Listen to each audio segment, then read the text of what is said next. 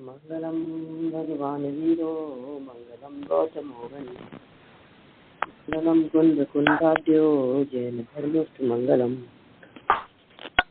सर्वमंगल मांगल्यम सर्वकल्याणकारिकम प्रधानम सर्वधर्माणां जैनम जयतु शासनम जैनम जयतु शासनम। यहाँ इष्टोपदेश ग्रंथ के आधार से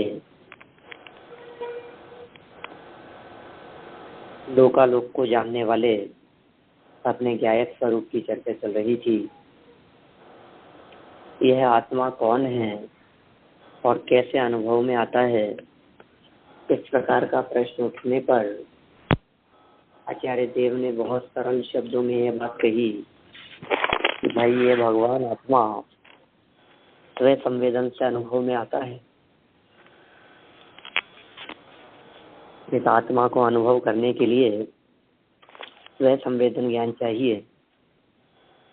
तो का अनुभव में जब आत्मा आता है तो वो आत्मा कैसी विशेषताओं से सहित दिखता है, उस आत्मा में कौन कौन सी विशेषताएं होती है। तो फिर कहा कि वो आत्मा सकल ज्ञेय ज्ञायक होता है।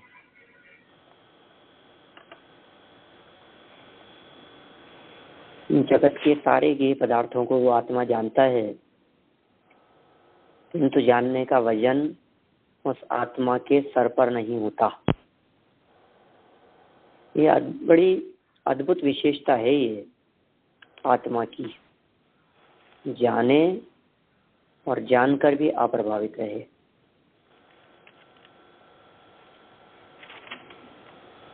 कोई कहे कि साहब थोड़ा बहुत प्रभावित हो जाए तो क्या फर्क पड़ता है, हम जिसको जानते हैं उससे प्रभावित हुए बिना नहीं रहते। का हमारी बात अलग है और केवलियों की बात अलग है।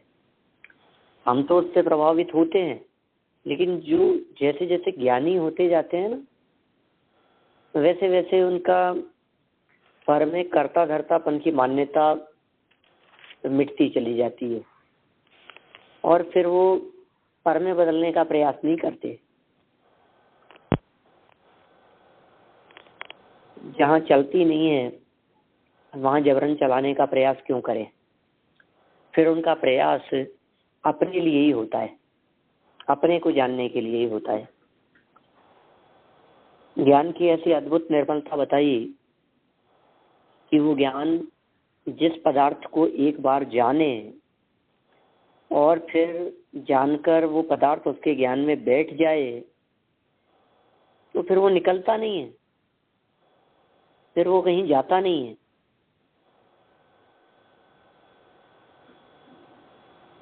अभी कोटा विद्यालय में विद्यार्थियों के विदाई समारोह के प्रसंग पर मैंने एक बात कही।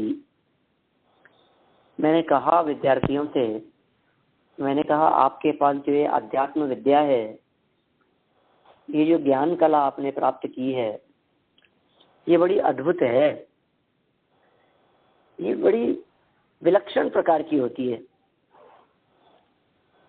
माने दुनिया की किसी विद्या में या दुनिया के किसी पदार्थ में, किसी वस्तु में इस तरह की क्वालिटी नहीं होती जैसी क्वालिटी इस ज्ञान में पाई जाती है।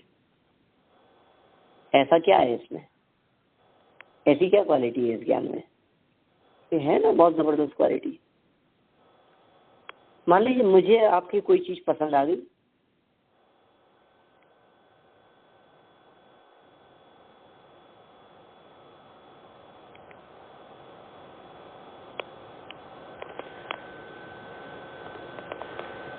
हाँ जी,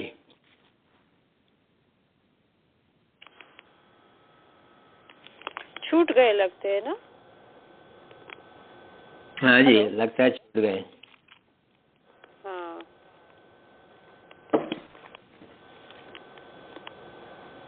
एक मिनट देखती हूँ। अरुणा बहन, हाँ छूट गए अरुणा बहन। फोन करना पड़ेगा।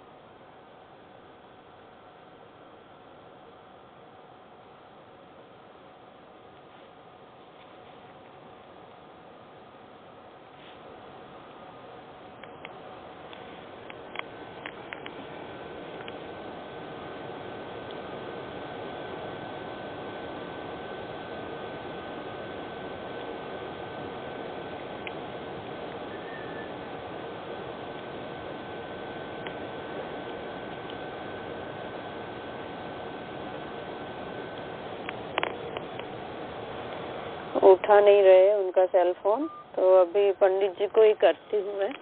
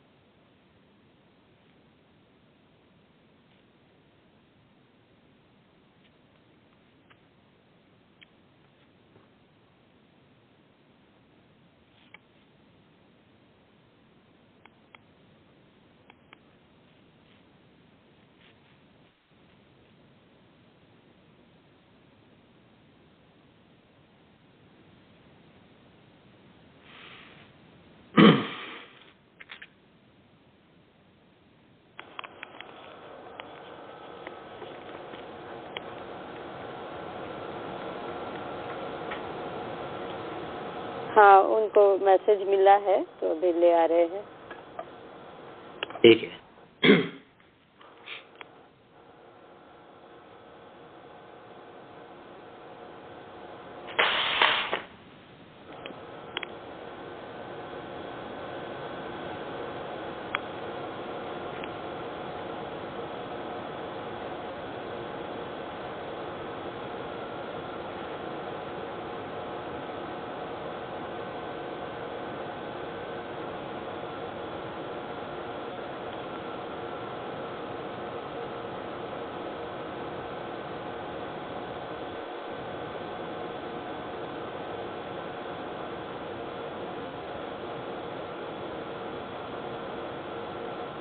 हेलो।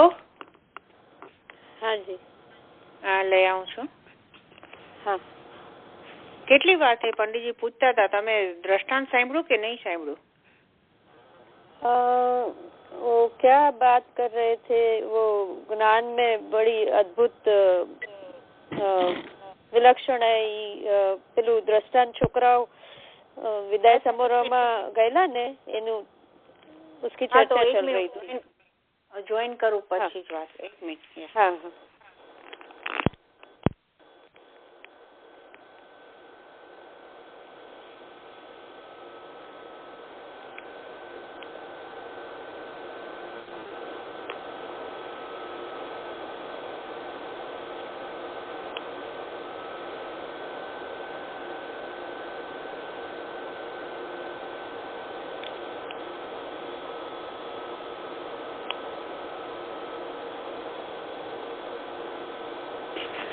हाँ, आप आ गए कॉन्फ्रेंस? हाँ जी। हाँ पंडित जी, आप लोगों ने कहा विद्यालय में जो समारोह में विदाई के उसमें जो आपने पदार्थ की अद्भुत और विलक्षण की बात की चल रही थी, तब आप छूट गए। तो आपने सुना नहीं एक्चुअल में क्या की थी मैंने? हाँ नहीं, एग्जाम्पल और कोई सुना नहीं दिया सुना। हाँ, मैंने तो पूरा सुना दिया। वो मैं ये कहना चाह रहा था कि मान लीजिए हमें कोई चीज पसंद है आपकी और आपको कोई चीज पसंद है हमारी, तो क्या उपाय हो सकता है? उपाय ये हो सकता है कि एक्सचेंज कर लें। नहीं होता है कभी कभी ऐसा, हमें आपके सेट की डिजाइन पसंद है और आपको हमारे सेट की डिजाइन पसंद है, तो दोनों ने एक्सचेंज कर लिया। कोई बेस है, साड़ी है, मोबाइल है, घड़ी है, आपस में बदल लेते हैं इस तरह से, तो हो जाता है कभी कभी ऐसा। किंतु मेरा ये कहना है कि इस प्रकार एक्सचेंज कर लेने के बावजूद भी यदि दोनों व्यक्तियों के पास में देखा जाए तो एक एक ही वस्तु रहेगी। अब यदि हम विलक्षण ज्ञान की बात करें जो हमने वहां सिद्ध करके बतलाया, मेरे पास में समय सार का ज्ञान और आपके पास में गोमय सार का ज्ञान, बदल लो। आपने हमसे समय सार का ले लिया, हमने आपसे घूमट सार का ज्ञान ले लिया। अब बताओ जरा, हो गया ना एक्सचेंज? अरे एक्सचेंज नहीं हुआ, डबल हो गया। दोनों के पास में दोनों ज्ञान हो गए। ये चमत्कार है इस ज्ञान का। आपको गिलास पसंद है और हमें प्याला, हमने प्याला दे दिया चांदी का और आपसे चांदी का गिलास ले लिया, एक्सचेंज कर लिया। हमारे पास में एक चीज रही।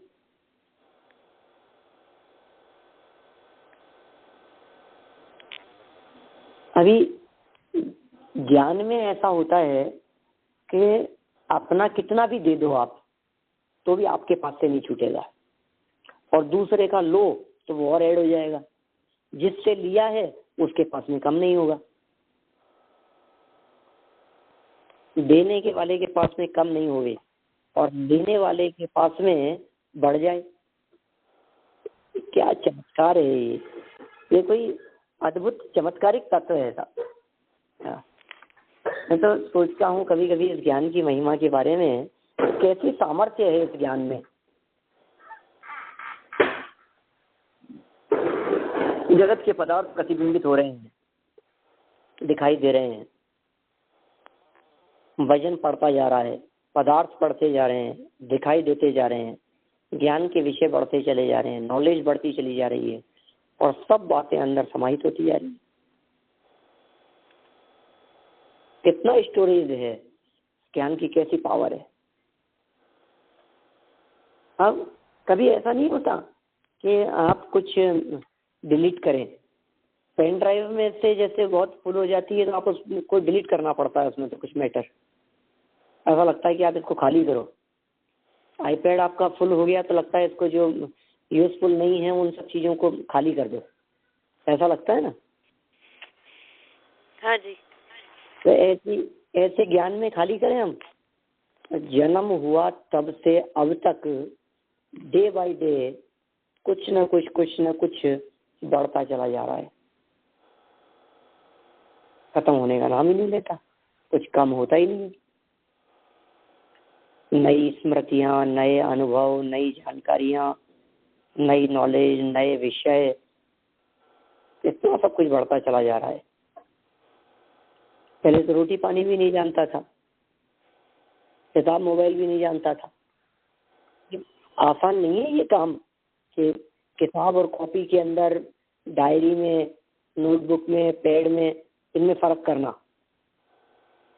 हम सब में फर्क जानते हैं। हम जानते हैं डायरी क्या चीज होती है, पैड क्या होता है, बुक क्या होती है, रजिस्टर क्या होता है, कॉपी क्या होती है। ये सब समझ लीजिए आप एक ही कैटेगरी के हैं सब। इन सब का एक ही कैटेगरी के होने के बावजूद भी इन सब में जो सूक्ष्म अंतर है ये सब हमारे को ख्याल में आता है। पुस्तक क्या होती है और ग्रंथ क्या होता है, उपन्यास क्या होता है और कॉमिक्स क्या होती है, बोलो। कभी गड़बड़ करते हैं आप इस चीज में कि कॉमिक्स को देख करके कहीं कि उपन्यास है और उपन्यास को देख करके कहीं कि ग्रंथ है। कितने एप्रोप्रिएट वर्ड का प्रयोग करते हैं हम, किस जगह पर कौन सी चीज का प्रयोग होगा। मैगजीन अलग चीज है, किताब अलग चीज है, डिक्शनरी अलग चीज है वही फॉर्म होगी, उसी तरह से वही कागज होंगे, वही छपे हुए होंगे, उनमें पेज नंबरिंग डले हुए होंगे, उनमें कुछ ना कुछ मैटर लिखा हुआ होगा, सब वही है।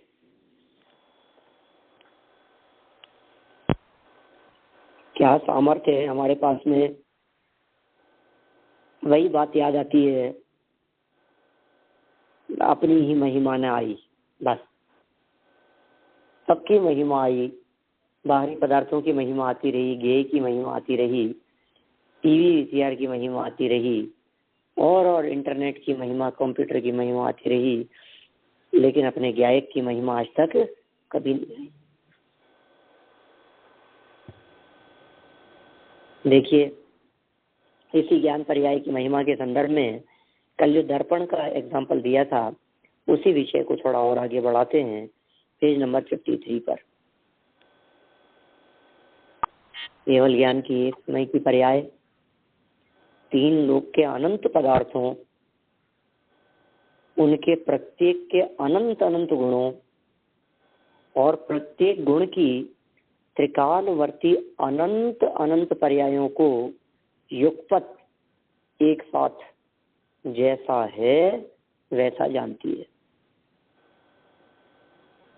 क्या कहा? कैसी कैसी बात कह रहे हैं? कैसी है बोलो? केवल ज्ञान की पर्याय युगपत जानने वाली, और जैसा है वैसे के वैसे जानती है। अर्थात जिस द्रव्य की जो पर्याय जिस काल में जिस क्षेत्र में हो गई है, होने वाली हो और होती हो, तथा उन पर्यायों को अनुकूल जो जो बाह्य निमित्त हो, उन सबको केवल भगवान एक साथ जैसे हैं वैसे जानते हैं। क्या कहा? इतनी अद्भुत विशेषता यहाँ बतला रहे हैं। ये कह रहे हैं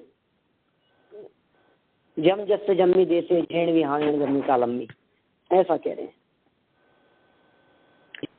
त्रिकालवर्ती अनंत अनंत पर्यायों को युगपत जानने की सामर्थ्य और जैसा है वैसा जानने की सामर्थ्य इस वर्तमान हमारे ज्ञान में है। ऐसा ज्ञान है हमारा। और तीनों कालों की जाने, अनंत अनंत, अनंत भूत और अनंत भविष्य की, ऐसा केवल ज्ञान है। भूत भविष्य वर्तमान की लेकर जाने, योग्यता प्रमाण तो अपनी भी सामर्थ्य है।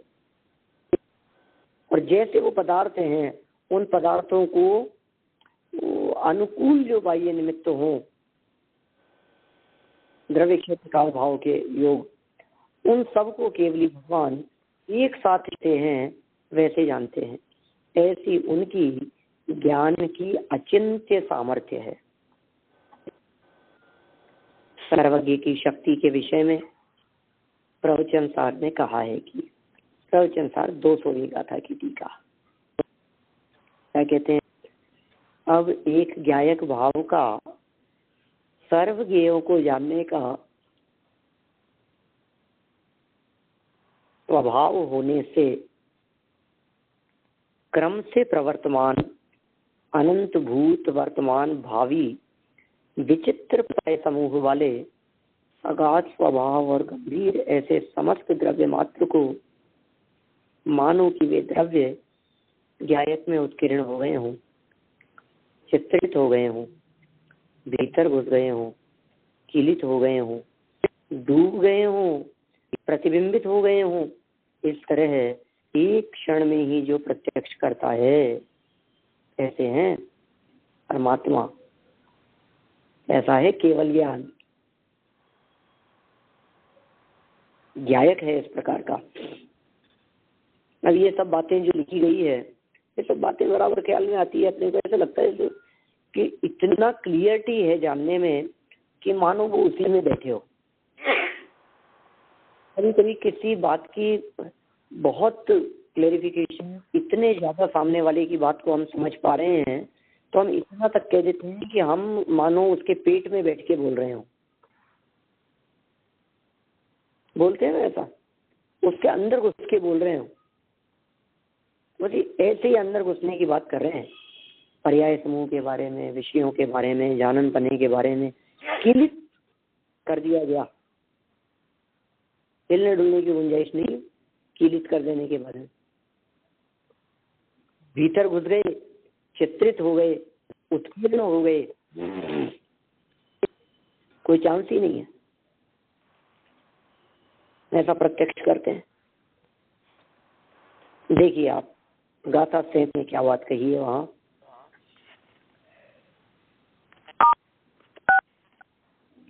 जीवादि द्रव्य जातियों की समस्त विद्यमान और अविद्यमान पर्यायें तात्कालिक पर्यायों की भांति विशिष्टता पूर्वक अपने अपने भिन्न भिन्न स्वरूप में ज्ञान में वर्तती हैं। क्या अपने अपने स्वरूप में ज्ञान में वर्तती हैं वो। भिन्न भिन्न जातियां, सजीवादि द्रव्यों की जातियां, विद्यमान अविद्यमान पर्यायों सहित। विद्यमान माने वर्तमान पर्याय और अविद्यमान माने भूत और भावी पर्याय।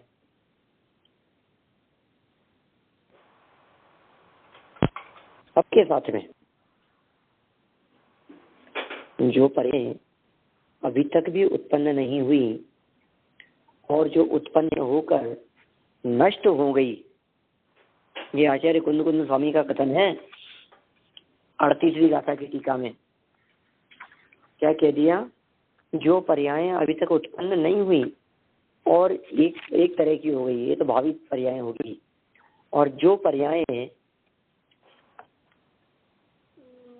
देखो एक हो गई है उत्पन्न होकर नष्ट हो गई है, ये पर्याय वास्तव में अविद्यमान होने पर भी ज्ञान के प्रति नियत होने से, ज्ञान में निश्चित स्थिति लगी हुई होने से, ज्ञान में सीधी ज्ञात होने से, ज्ञान प्रत्यक्ष वर्तती हुई पाषाण स्तंभ में उत्कीर्ण भूत और भावी जीवों की भांति अपने स्वरूप को अकंपतया अर्पित करती ये पर्याय विद्यमान ही हैं।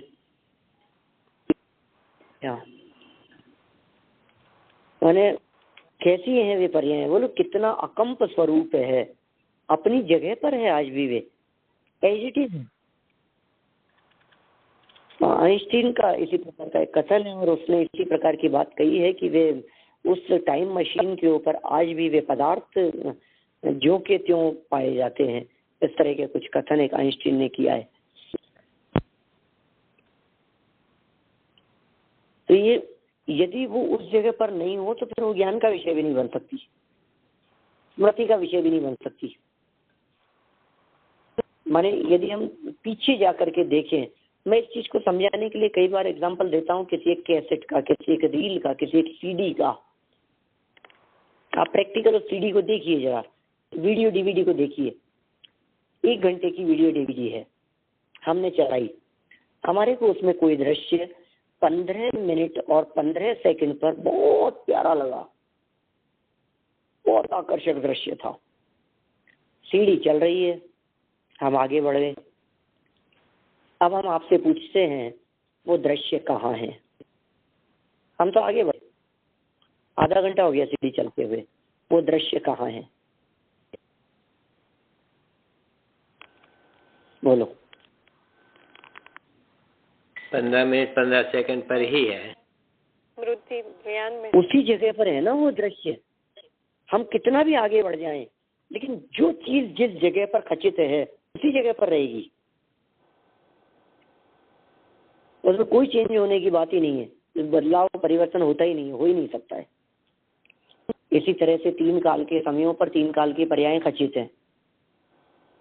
अब करो परिवर्तन, करो फेरफार, करो बदलाव।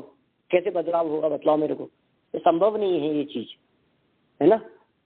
माने दोनों चीजें बिल्कुल स्वाधीन है, अत्यंत स्वतंत्र है बिल्कुल। वो टाइम मशीन अलग अलग अपने सिस्टम से चल रही है, अनादि अनंत पर्यायों का प्रवाह क्रम। और ये जो पर्यायों का प्रवाह क्रम है, ये पर्यायों का प्रवाह क्रम अपने अपने समय के ऊपर खचित है। जो समय, उस समय पर उसका वो विषय भी नक्की है। जैसे मैं यदि बात करूं उसी डीवीडी की, यदि मैं बात करता हूं तो डीवीडी के पहले सेकंड से लेकर पूरे 1 घंटे के जो 3600 सेकंड है उसमें, है ना, कितने सेकंड होंगे? 3600 सेकंड होंगे ना। 60 मिनट है, 1 मिनट में 60 सेकंड है, 3600 सेकंड हो गए। उन 3600 सेकंड में प्रत्येक सेकंड का विषय अपनी अपनी जगह पर नक्की है। बोलो 3100 नंबर के सेकंड पर जो उसका गे होगा वो आप कभी भी देखें उसे 3100 नंबर के सेकंड पे ही आएगा। 200 नंबर सेकंड के ऊपर जो गे था वो आप 3 काल में कभी भी देखें उसे, वो 200 नंबर के सेकंड पर ही वो चीज मिलेगी। कैसी व्यवस्थित व्यवस्था है। हम आगे बढ़ गए हैं, हमें नहीं मालूम। आज से यदि हम 30 साल पहले की बात करें, शोले पिक्चर की, तो जो दृश्य आज आप जिस जगह पर आपकी स्मृति में है, वो रील यदि आज भी चलती है, उसी जगह पर वही चीज वहीं आएगी। ऐसी रील है जो केवल ज्ञानी परमात्माओं के माध्यम से जानी जाती है, जो सर्वज्ञ परमात्मा के माध्यम से जानी जाती है। बोलो, ये पर्याय कितना स्पष्ट कह दिया इन्होंने। तीर्थंक भूत भावी देवों, तीर्थंकर देवों की भांति अपने स्वरूप को अकंपतया अर्पित करती हैं। ये पर्याय विद्यमान ही हैं, मौजूद ही है। वे पर्याय कायम ही रहती है। 38 गाथा की टीका थी, आगे देखिए। इस प्रकार आत्मा की अद्भुत ज्ञान शक्ति, अद्भुत ज्ञान शक्ति, इसमें है ना भजन, जब एक रतन अनमोल है तो रत्ना कर कैसा होगा, जिसकी चर्चा ही है सुंदर तो वो कितना सुंदर होगा, वो कितना सुंदर होगा। कहते अनुपम रस खान है वो, कहते हैं ज्ञानी लोग, कहते अनुपम रस खान है वो, कब स्वाद चखूं वह क्षण होगा, जिसकी चर्चा ही है सुंदर वो कितना सुंदर होगा। जब एक रतन अनमोल है तो फिर रत्ना कर कैसा होगा। एक ज्ञान रत्न बहुमूल्य, ज्ञान जैसे अनंत, आप सोचिए, आप कल्पना कीजिए तो कैसा होगा। अद्भुत ज्ञान शक्ति, अद्भुत ज्ञान सामर्थ्य, अलौकिक है ये सामर्थ्य, और द्रव्यों की अद्भुत ज्ञेयत्व शक्ति के कारण केवल ज्ञान में समस्त जीवों की तीनों काल की पर्यायों का एक ही समय में भाषित होना अविरुद्ध है। कोई कहे कि साहब ऐसा कैसे हो सकता है, 3 काल की पर्याय कैसे जलती, जब तक तो नहीं जल सकती, ये तो नहीं हो सकता था, ये तो प्रैक्टिकल पॉसिबल नहीं है। तीनों कालों की बातें एक साथ कैसे आएंगी, ये कैसे जानने में आ सकती है, कैसे नहीं जानने में आएंगी, जानने में आए अविरुद्ध है। ज्ञान जान सके ऐसी ज्ञान में सामर्थ्य है। आपको ज्ञान की ग्रास्पिंग पावर का अंदाजा नहीं है, ज्ञान की पाचक शक्ति का अंदाजा नहीं है, ज्ञान रूपी समुद्र का आपको अंदाजा नहीं है। ये समुद्र नहीं है, महासमुद्र समुद्र है। ये ज्ञान विश्वव्यापी ऐसा कोश है, ऐसा खजाना है, क्या निधि है ये, आप सोच नहीं सकते। भरे जाओ, गुणस्थानों की जानकारी भर ली अपने ज्ञान में, जीव समाज की भर लो, पर्याप्ति प्राण की चर्चा भर लो, बोलो कैसी अद्भुत है, हैं? समस्त जीवों की तीनों काल की पर्यायों का एक ही समय में भाषित होना अविरुद्ध है। आगे देखिए, आत्मा अनंत सौख्यवान है, अर्थात आत्मा के द्रव्य स्वभाव में अतीन्द्रिय अनंत सुख है। क्या कहा, कैसा है आत्मा, सौख्यवान। और कैसा सौख्यवान कि अनंत सौख्यवान। आत्मा माने कौन, मैं, आत्मा माने और कोई नहीं, आत्मा माने मैं, ये अनंत सुखवान है। अर्थात आत्मा के द्रव्य स्वभाव में अतीन्द्रिय अनंत सुख है। ऐसा परिपूर्ण सुख सर्वज्ञ भगवान को ही होता है, क्योंकि घातीय कर्मों के अभाव के कारण। ये तो बतला दिया कि अनंत परमात्मा ही अनंत सुखी क्यों है। अनंत परमात्मा ही इस प्रकार के आनंद स्वरूप क्यों है, क्या कारण है उसके पीछे? घातीय कर्मों का अभाव। स्वभाव का घात नहीं होता, इसलिए वे सुखी हैं। सामर्थ्य इस प्रकार की, अपने आत्म स्वभाव का घात नहीं करने रूप सामर्थ्य, ऐसे अद्भुत सामर्थ्य से युक्त है ये। और उन कर्मों का अभाव भी कर दिया। फिर और बात कह दी, परिणमन में कोई उपाधि नहीं होने से।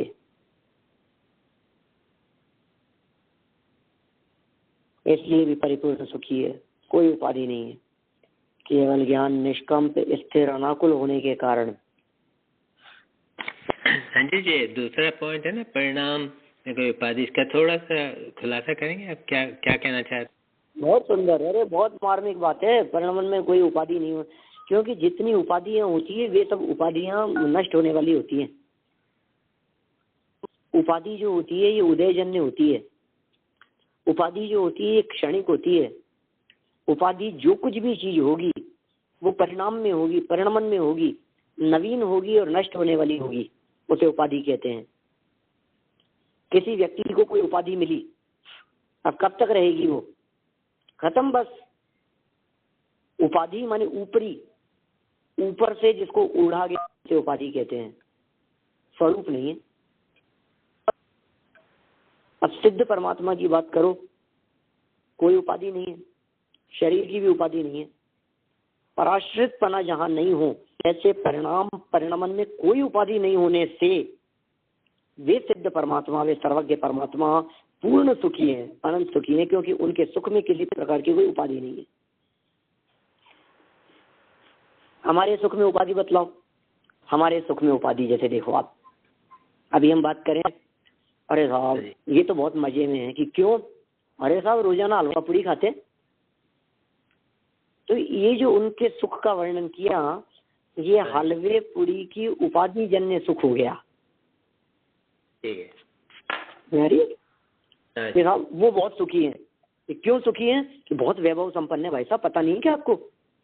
तो वैभव की उपाधि उसके माथे पर रही, और ये उपाधि जन्य सुख। ठीक। अब सिद्धों के किस चीज की उपाधि है?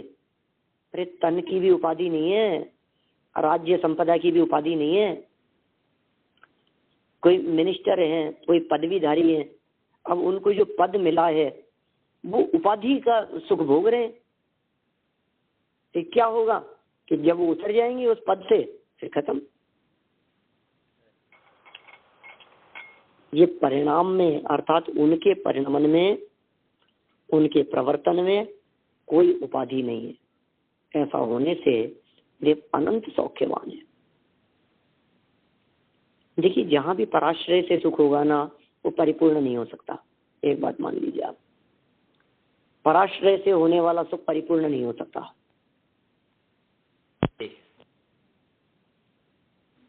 परतंत्रता है उसमें, जिसमें परतंत्रता है वहां दुख है। फिर आगे वाला पॉइंट दिया, केवल ज्ञान निष्कंप, विचलित नहीं होता, स्थिर, हमेशा एक रूप रहता है। अनाकुल होने के कारण, माने केवल ज्ञान में आकुलता भी नहीं है। आकुलता तो अल्प ज्ञान में होती है। आकुलता तो अप्राप्त की प्राप्ति की इच्छा में होती है। आकुलता तो कमी में होती है। पूर्णता में आकुलता का क्या काम? क्या नई इच्छाएं जहां होती है वहां आकुलता होती है, और जहां इच्छा नहीं है वहां आकुलता नहीं है। ऐसा जो केवल ज्ञान है वो केवल ज्ञान सुख स्वरूप है। यद्यपि आत्मा को संसार अवस्था में कर्म के साथ संबंध होने से वह गुण विभाव रूप परिणमता है। आत्मा कहाँ कैसा परिणमता है? विभाव रूप परिणमता है। वह वास्तविक सुख रूप नहीं परिणमता है। संसार अवस्था है, कर्म का संबंध है, सच्चे सुख रूप नहीं परिणमता है।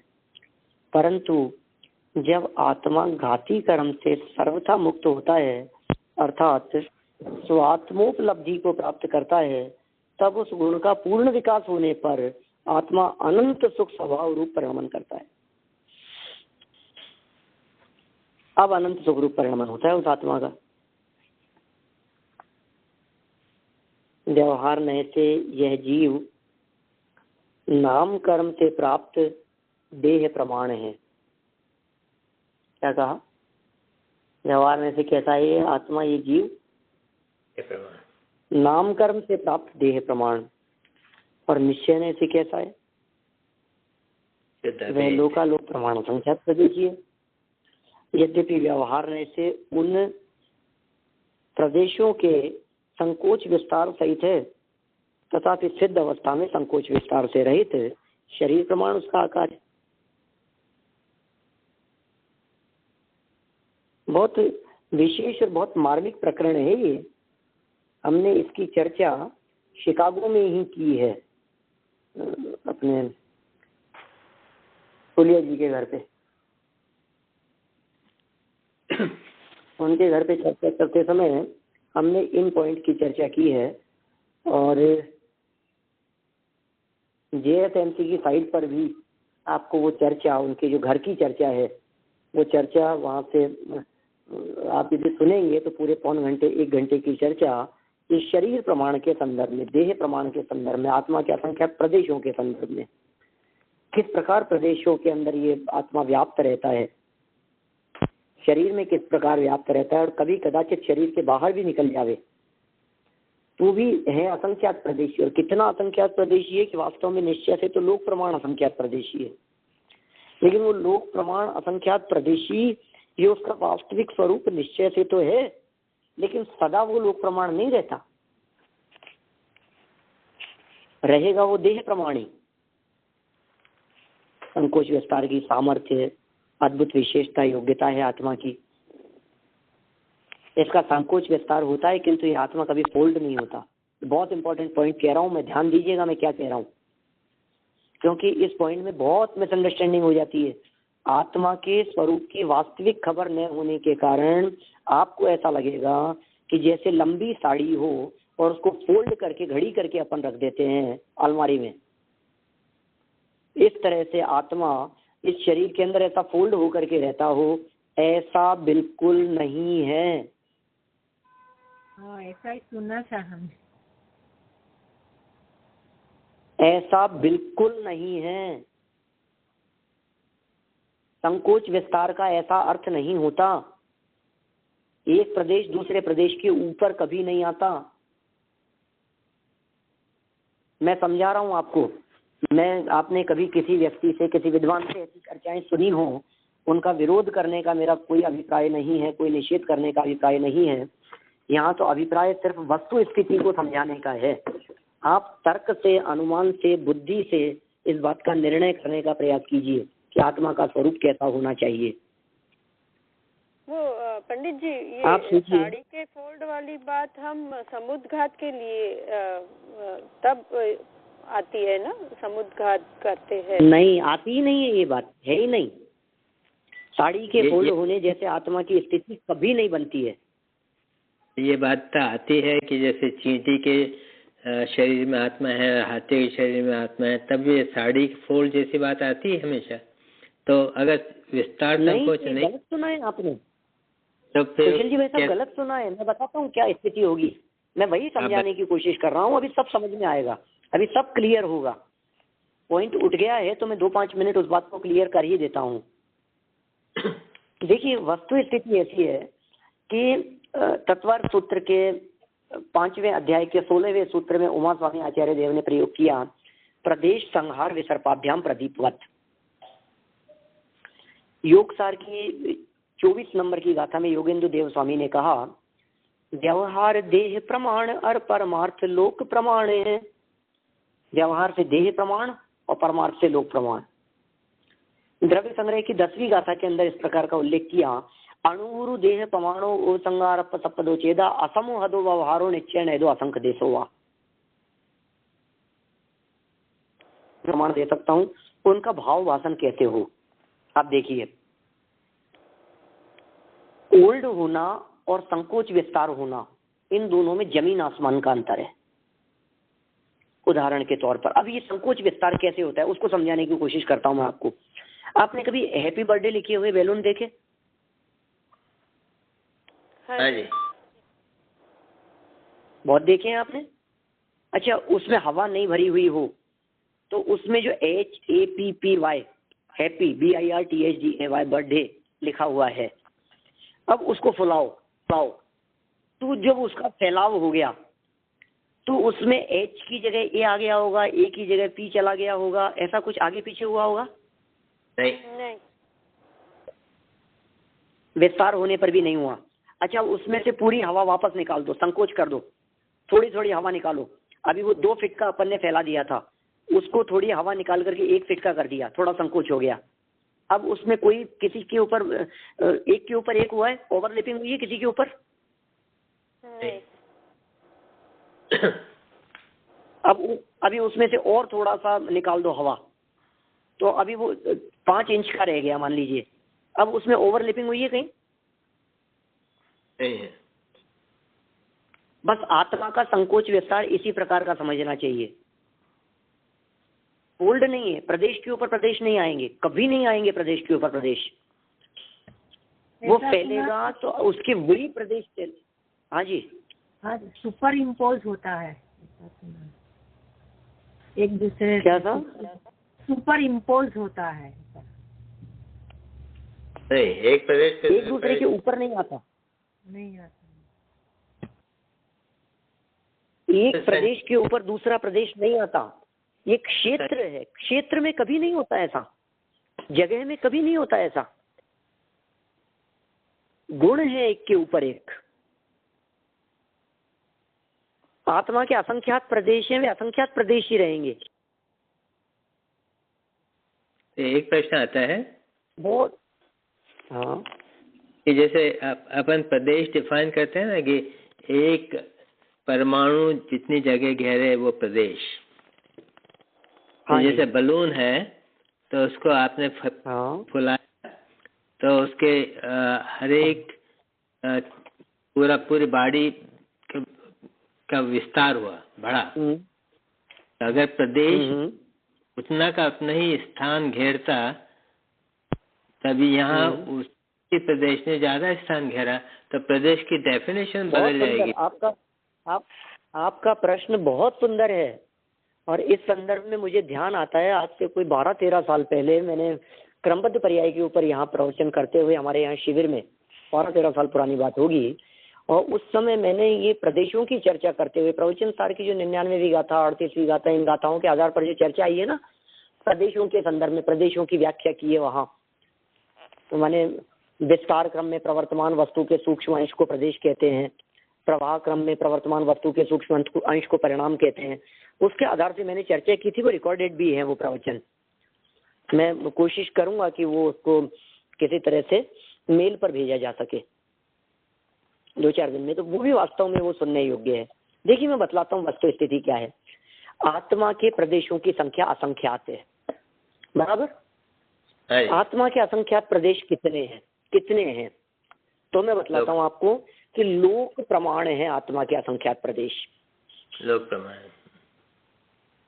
लोक प्रमाण का मतलब, यदि आत्मा केवली समुद्घात के समय, लोक पूर्ण समुद्घात के समय संपूर्ण लोकाकाश में व्याप्त होता है, लोक पूर्ण समुद्घात के समय संपूर्ण लोक में फैल जाता है आत्मा के प्रदेश, तो लोकाकाश के जितने प्रदेश हैं उन लोकाकाश के प्रत्येक प्रदेश पर आत्मा का एक एक प्रदेश आएगा। कब होगी स्थिति? लोक पूर्ण समुद्घात के समय। आप लोगों के पास टाइम तो है ना, कि आगे आपका नेक्स्ट सेशन होगा। मैं 2-4 मिनट लेना चाहता हूँ और इस विषय की। टाइम है अपने पास। हाँ जी। हाँ, तो संपूर्ण लोक के एक एक प्रदेश पर आत्मा का एक एक प्रदेश फैला पसरा हुआ हो। एक प्रदेश पर एक प्रदेश। वस्तुतः प्रदेशों की गणना आकाश के सबसे छोटे से छोटे हिस्से के आधार पर है, आत्मा के आधार पर नहीं है, परमाणु के आधार पर भी नहीं है। क्योंकि पुद्गल के परमाणु यदि संकोच रूप से परिणमन करें, जैसे मान लीजिए हमारे शरीर में कितने पुद्गल परमाणु हैं? कि अनंत पुद्गल परमाणु हैं। अनंत पुद्गल परमाणु हैं। अच्छा, लोकाकाश में कितने प्रदेश हैं? असंख्यात। असंख्यात लोक परमाणु। लोकाकाश के प्रदेश असंख्यात। पुद्गल के परमाणु शरीर में ही अनंत। दुनिया में देखें तो अनंत अनंत। एक परमाणु एक प्रदेश के बराबर। आएंगे कैसे लोकाकाश में पुद्गल? कहते हैं कि अनंत पुद्गल इस लोकाकाश में कैसे समाहित है? अनंत परमाणु एक प्रदेश में आ सकते हैं, ऐसा कहते हैं। आ सकते हैं, आ सकते हैं ना, बिल्कुल आ सकते हैं। वही तो हम कह रहे हैं, अनंत परमाणु एक आकाश के प्रदेश पर आ सकते हैं, क्योंकि उनमें संकोच रूप से परिणमन करने की सामर्थ्य है। अब मैं आत्मा के बारे में आपसे कहना चाह रहा हूं कि आत्मा जब संपूर्ण लोक में व्याप्त था, उस समय लोकाकाश के एक प्रदेश पर एक प्रदेश था।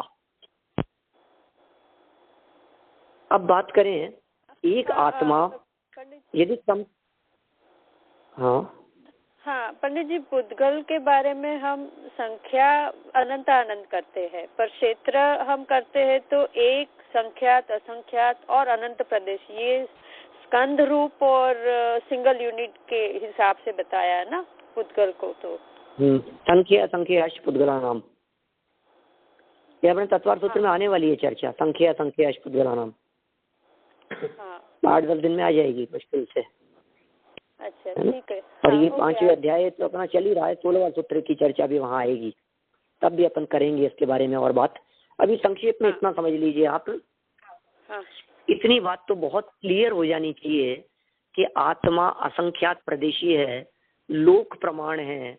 माने आत्मा के प्रदेशों को गिनो तो कितने प्रदेश होंगे कि जितने लोकाकाश के प्रदेशों को गिनो उतने प्रदेश।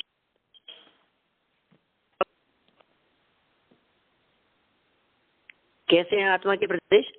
जितने लोकाकाश के प्रदेशों की संख्या है ना, उतने ही आत्मा के प्रदेशों की संख्या है। बहुत क्लियर। तो अब लेकिन फिर एक एक प्रदेश पर एक एक प्रदेश यदि हो तो आत्मा सारे लोक में फैला होना चाहिए? कहा नहीं, आत्मा में संकोच रूप परिणमन करने की सामर्थ्य है, संकोच और विस्तार। अब यदि ये आत्मा का संकोच होवे, मान लीजिए, तो प्रैक्टिकल स्थिति ये बनती है कि सुई के नोक पर मान लो कोई एक जीव आकर के बैठ गया, इतना सूक्ष्म जीव, तो उसने लोकाकाश के कितने प्रदेशों को घेरा? बोलो।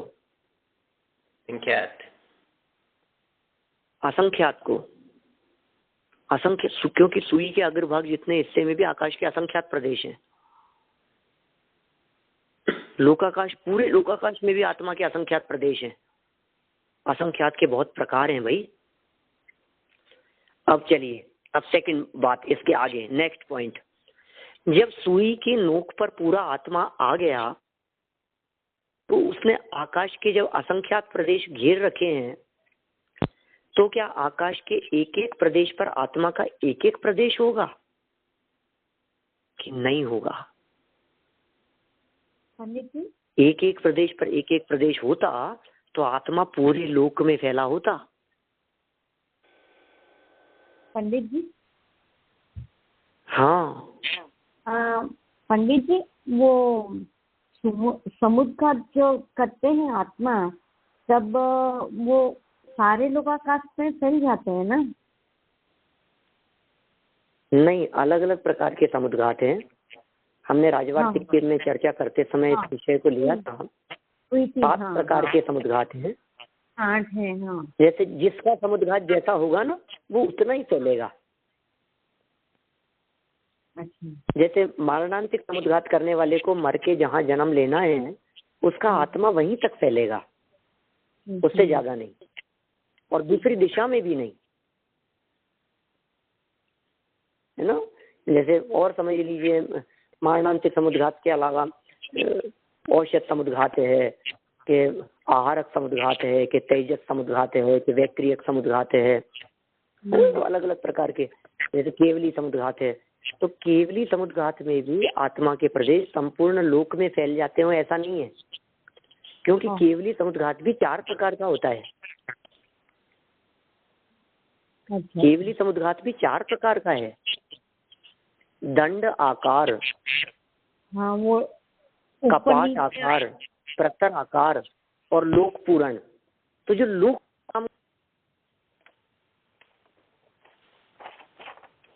वो कह देंगे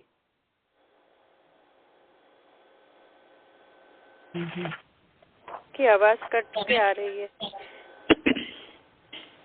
लोक पूर्ण समुद्घात होगा, नहीं तो नहीं फैलेंगे। तो मेरा कहने का मतलब ये है, जब सुई की नोक जितने से हिस्से में, एक डॉट जितने हिस्से में आत्मा आ गया, तो इसका मतलब उसने आकाश के जितने हिस्सों को घेर रखा है वे भी असंख्यात हैं, और उससे असंख्यात गुने आत्मा के असंख्यात प्रदेश हैं। तो आकाश के एक एक प्रदेश पर आत्मा के असंख्यात असंख्यात प्रदेश हैं, फिर भी ओवरलैपिंग नहीं है, संकोच होकर के बैठा हुआ है वो वहां। आकाश के एक प्रदेश पर आत्मा के असंख्यात प्रदेश, उसके बराबर वाले आकाश के दूसरे प्रदेश पर उसी आत्मा के बाकी के असंख्यात प्रदेश, उसी आकाश के वहीं बराबर तीसरे प्रदेश पर उसी आत्मा के फिर असंख्यात प्रदेश, फिर चौथे प्रदेश पर भी असंख्यात प्रदेश, 5वें प्रदेश पर भी असंख्यात प्रदेश, 6वें प्रदेश पर भी असंख्यात प्रदेश। इस तरह से असंख्यात असंख्यात होते हुए मिनिमम लोकाकाश के असंख्यात प्रदेशों को घेरे, ऐसा आत्मा का स्वरूप है। संजय जी, एक प्रश्न है। आकाश के एक, हाँ, जैसे अपन जमीकंद की बात करते हैं ना, कि आलू के सुई बराबर एक नोक में अनंत जीव है एक शरीर में, तो जब एक शरीर में अनंत जीव, तो तब कैसा होगा ये? ऐसा ही होगा, क्या दिक्कत है उसमें? व्याप्त रहने की सामर्थ्य है उसमें। अलग अलग जीव हैं सभी, सिद्ध परमात्मा कैसे रहते हैं बतलाइए? एक में एक अनंत सिद्ध रहते हैं ना।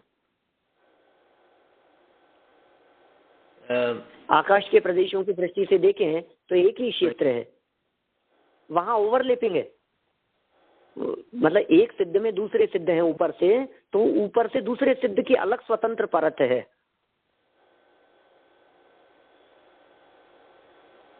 जो उन्हीं प्रदेशों के ऊपर है। समझ में नहीं आया पंडित जी, ये क्या नहीं समझ में आया, बतलाएं। वहाँ पर ओवरलैपिंग है, मीनिंग एक सिद्ध में ओवरलैपिंग का अर्थ ये है कि एक सिद्ध परमात्मा जहाँ बैठे हुए हैं, एक कागज जहाँ है, दूसरा कागज भी उसी जगह पर ऊपर रख दिया। अच्छा, यानी पाइलअप। एक सिद्ध परमात्मा जहाँ, हाँ, फाइल अप जैसा समझिए आप। लेकिन प्रदेशों में एक ही जीव के प्रदेश ऐसे फोल्ड होकर के नहीं आएंगे, पेपर फोल्ड करके जैसे अपन ने रख दिया, फोल्ड करके अपन ने जेब में रख लिया, ऐसा फोल्ड नहीं होगा। अच्छा, वही छोटा बड़ा होगा। कि इसी तरह से है, जैसे मान लीजिए अपन तो कंप्यूटर काम में लेते हैं, अपन तो सब लोग, हमने 4 लाइन लिखी मान लीजिए, और 4 लाइन लिख करके हमने उसको एक कर्सर से पकड़ करके उसको खींच दिया, बड़ा कर दिया, उसको कर्सर से पकड़ करके छोटा कर दिया अपन ने। हाँ, तो छोटा बड़ा करने पर भी वो ओवरलैपिंग नहीं हो रही है। मैं सिर्फ यही कहना चाह रहा हूँ कि आत्मा हाथी के शरीर में चला जाए या चींटी के शरीर में चला जाए, फोल्ड नहीं होगा वो। हाँ, पर क्षेत्र की अपेक्षा हम फिर भी देखते हैं तो उसमें जो जब बलून का आपने एग्जाम्पल दिया, क्षेत्र की अपेक्षा से तो कम ज्यादा है ही ना। क्षेत्र की अपेक्षा से तो चींटी का क्षेत्र तो 2 सूत का है, और हाथी का शरीर यदि देखो तो 15 फीट का है। राइट। तो हाथी के प्रदेश में जब आत्मा है तो 15 फीट का स्पेस घेरा हुआ है। चींटी के शरीर में है तो आधे इंच का स्पेस घेरा हुआ है। हाँ पंडित जी, एक बार बारिल ने बहुत अच्छा कहा था उसके प्रदेशों के बारे में कि अगर हम सबको नंबर दे दे एक प्रदेश के बाद 1 2 3 ऐसे असंख्य लोकाकाश प्रमाण में। बिल्कुल 100% सही कह रहे हैं आप, बहुत सुंदर। अभी तो समय नहीं था ना, अपन वही सही है। तो वही बिल्कुल आपने बिल्कुल 100% सही कहा। आप बिल्कुल सही कह रहे हैं, ऐसा ही है। आत्मा के प्रदेशों के ऊपर नंबर दे दीजिए बस। अब जो नंबर जहाँ है वो नंबर वहीं रहेगा। आत्मा के प्रदेश घूमते रहें, परिक्रमण करते रहें। चींटी के शरीर जितने में चले जाए, कि हाथी के में चले जाए, चाहे डायनासोर जितने शरीर में चले जाए, चाहे महामच्छी के शरीर में चले जाए, चाहे लोक पूर्ण समुद्रात के समय संपूर्ण लोक में फैल जाए, जो नंबर जहाँ है वो नंबर वहीं रहेगा। राइट। हाँ, यानी वो इंडिविजुअल जो प्रदेश है, जो नंबर हमने दिया है, उसका भी जिस तरह हमने बलून में वो अक्षर का लिया, तो उसी तरह वो प्रदेश का विस्तार संकोच, इंडिविजुअल प्रदेश का भी विस्तार संकोच, वो भी एबिलिटी है उसमें। बिल्कुल हो रहा है। हाँ, उस इंडिविजुअल प्रदेश का भी संकोच विस्तार हो रहा है। बट एक्चुअल प्रदेश की साइज जो नापी जाएगी, वो एक्चुअल प्रदेश की साइज होगी आकाश के प्रदेश के बराबर। हाँ, उतनी कैपेसिटी है उसमें, एक्चुअल साइज। हाँ, इतना ही है। बरोबर। मगर पंडित जी आपने जो समय वो केवल ज्ञान में होगा ना, वो लोकाकाश प्रमाण तो लोकाकाश प्रमाण तो कभी होता ही नहीं है। लोकाकाश प्रमाण तो अल्प समय के लिए होता है, मुश्किल से 2 समय के लिए, 1 समय के लिए। हाँ, ओके। बाकी तो एक स्वरूप है उसका। लोक प्रमाण प्रदेशीपना उसका स्वरूप है। प्रदेशों की संख्या लोक प्रमाण कही गई है। कोई संपूर्ण लोक में फैला पसरा थोड़ी ना रहता है आत्मा। हाँ, बरोबर। प्रदेशों की संख्या लोक के प्रदेशों के बराबर है। ऐसी है वस्तु स्थिति। अपन अभी जब तत्वार्थ सूत्र में 5-7 दिन में जब वो चर्चा आएगी, तब आपकी इस प्रकरण के संदर्भ में और भी जो शंकाएं हो, अपन उसकी चर्चा करेंगे। अभी आगे भी आपका सेशन है, मेरे को ज्ञान में है, और मैं नहीं चाहता हूँ कि ओवर टाइम करूँ इस ओवरलैपिंग के प्रकरण के चक्कर में। पंडित जी, आपने जो बताया, आपका जो प्रवचन हुआ था, उसको जरूर ढूंढना और बता देना इसका एक्सप्लेनेशन। हाँ बिल्कुल, मैं मेल करता हूँ। पंडित जी, आपने शिकागो में किसके घर में बताया? ये अपने ठोलिया जी के घर में। अच्छा। हाँ। जयेश भाई के। अच्छा। हाँ। तो कौन सी साइड पे होगा वो? JSMC पे होगा शायद, ये शिकागो वाले बता सकते हैं। अच्छा। हाँ, वो कॉमनली मुझे नहीं लगता कोई यूज कर रहे, तो आप भेज देना फिर अरुणा में। नहीं, वो उन्होंने डाउनलोड किया था, मुझे मालूम है, और कई लोगों ने उसको बाद में भी सुना है, और उन्होंने उसको प्रमोट भी किया था, उस लेक्चर को, उस चर्चा को, जयेश भाई ने। इसलिए वो मेरे को याद है। बाकी तो इतने जगह होते हैं, करते हैं सब, कहीं कोई चीज हाईलाइट हो जाती है तो स्मरण में रह जाती है। जयेश भाई को। हाँ, चलिए जिनवाणी स्तुति बोलते हैं हम लोग। या वाणी के ज्ञान ते सूझे लोकालोक, सो वाणी मस्तक नमु सदा देत हूँ रोक, सदा देत हूँ रोक। 9 बार नमकार मंत्र।